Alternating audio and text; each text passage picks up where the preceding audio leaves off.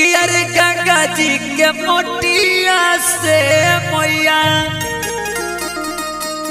अरे चूल्हा बनइबो। चलिए आए भैया, आज रेवा समन के बीच में एगो छठ पूजा के गीत लेके आ रहा बानी 2024 में नए का।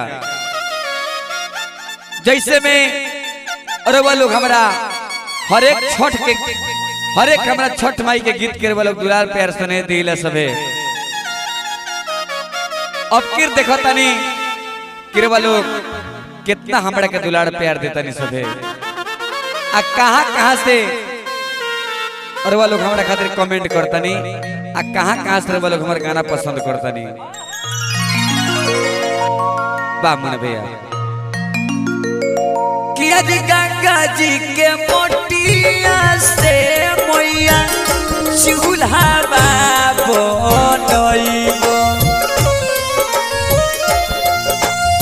गंगा जी के मोटिया से मैया चूल्हा बनइबो। खरना के खीरावा छठी मैया हमहू बनइबो।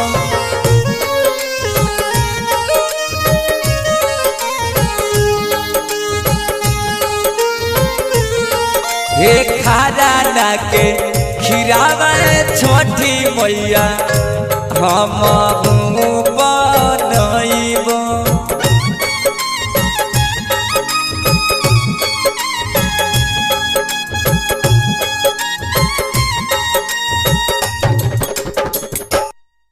देखिए आप लोग, एक बात हम बताना चाहेंगे कि आप लोग बराबर बोलते हैं कि मुन्ना भाई जो ये तुम काम कर रहे हो क्या वाकई में एक बाजे से बजाते हो? हाँ भैया, मैं एक ही वजह से मैं बजाता हूँ। और देखते हैं आप सब कहाँ से मुन्ना भाई को देख रहे हैं और दीपक सूरदास जी को देख रहे हैं। अगर आप सब बुकिंग करना चाहते हैं, हम लोग का कार्यक्रम तो 8-9 आदमी का टीम होता है, आप सब बुक कर सकते हैं ना। तो ये रियली प्रोग्राम चल रहा है, देखिएगा। इसमें मैंने ढोलक तबला लगा दिया है ना। तो दीपक जी सुनाइए।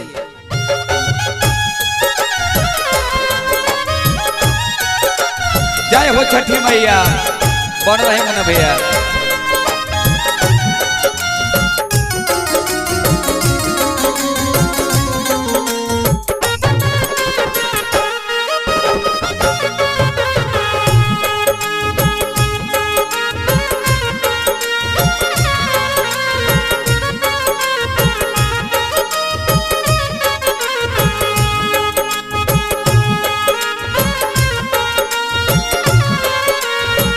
ए मुन्ना भैया, और औरत का चीज मंगावत रही छठी माई के अर्घ देवे खातिर? आज केहू बाधो ओइबो ये मैया ठेकुआ बनइबो।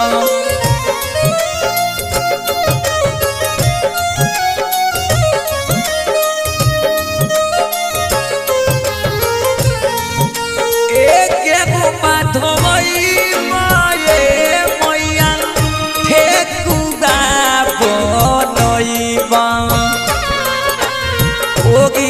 ठेकुआ से छठी माई के अर्घ दिबा।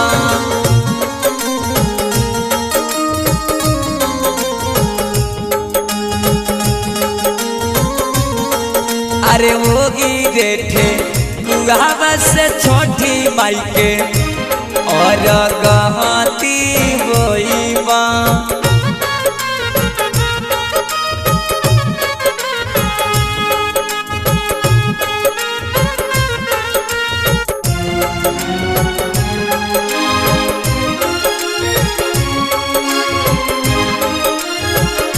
अरे पूरा भैया, छठी माई के दरबार लागल बा, पूरा आनंद मिलता है मुन्ना भैया। वाह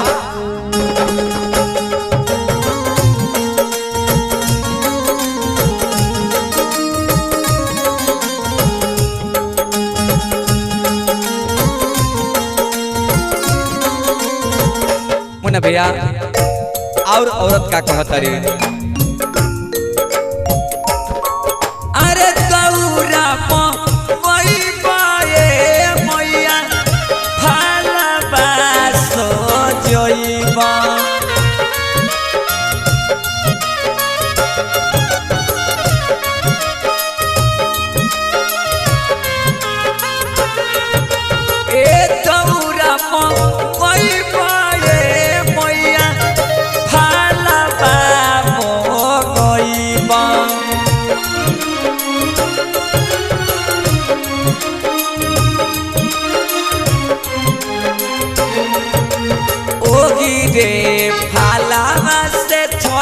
माई के और गवाती बा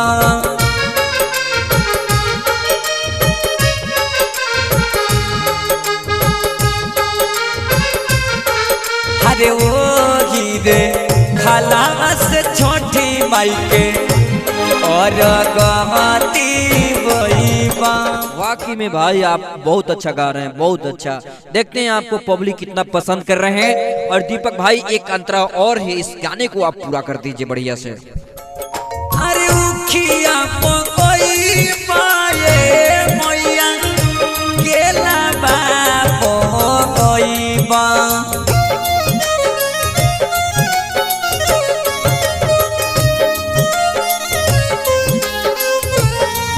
अरे उखिया कोई पाए मैया केला बाबो कोई बा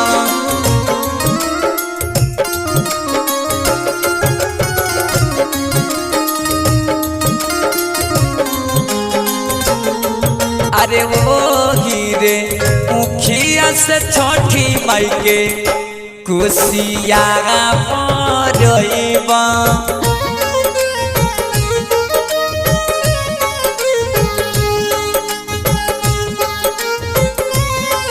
अरे वो हीरे मुखिया से छोटी माई के कुशिया परइबा